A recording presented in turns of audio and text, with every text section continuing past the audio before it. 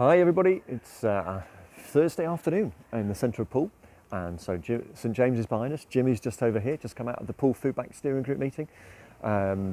Just again, a real great reminder of what you do, and thank you for that, and thank you to the volunteers as well. We have a guy who's just joined the steering group who's 10 years in a really senior role in the Trussell Trust, and he's just really happy to come and drive the van and get the food so the volunteers and Jane and Alan at the warehouse can get it sorted, as Alan said, with following Jane's instructions, even though she's not around today, to actually make sure all the food is put away as soon as it arrives in.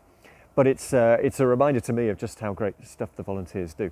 And just in passing, I'm going to start doing a little video log like this for the volunteers every 4 to 6 weeks.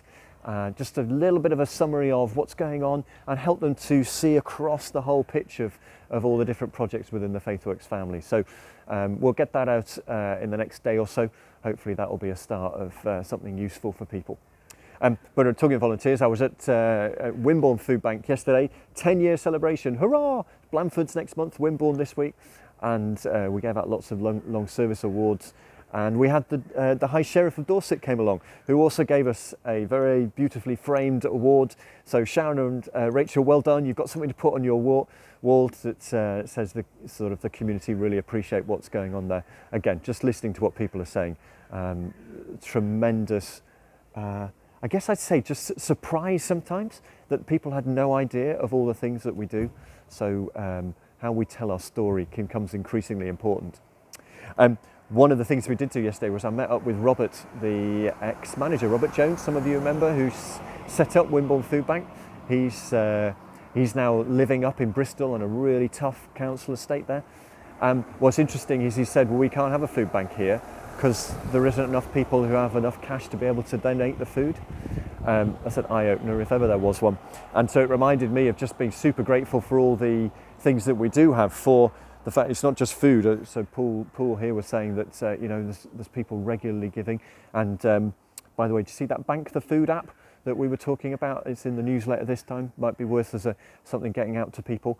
But there's other things that people are giving. So HSBC this week have confirmed, gave us a chunk of money for the Smile team to run their counselling and support courses, the Step Out of the Traffic courses, and some money also for the Mikey and the gardening team to get some tools, and for Leo in the workshop to get his consumables that they need there. So hugely helpful, and indeed to get some mattresses for the storehouse so that we've got enough beds there. So it is a reminder to us, isn't it, of how many good things that we still have coming in from generous people. And by the way, talking about the workshop, I popped in there yesterday to see Rob and Leo. My life, there's some beautiful things the guys are making now. I'm going to put a couple of photos onto the WhatsApp of some of the stuff that they're making for Christmas.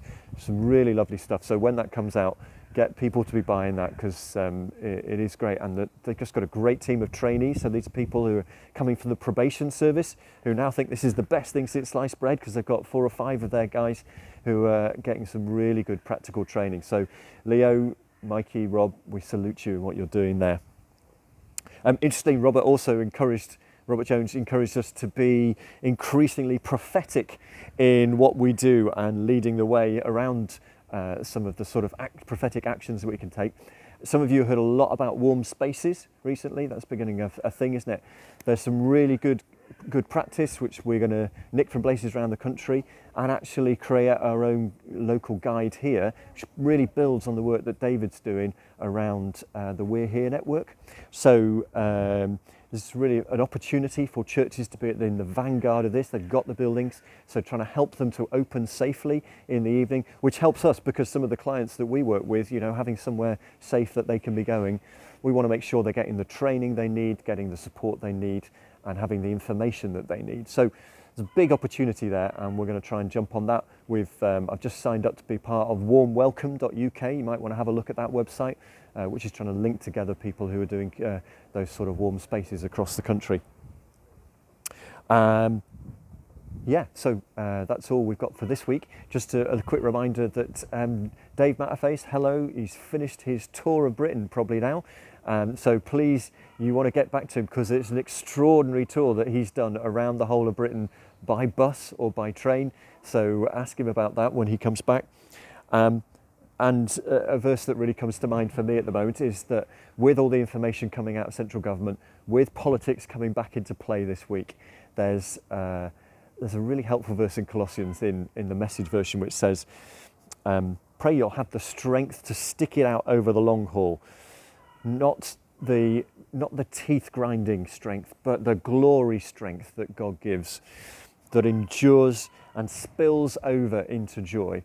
So I pray that you'll have that glory strength this coming week. Thanks for all you do. Keep going, and we'll talk soon.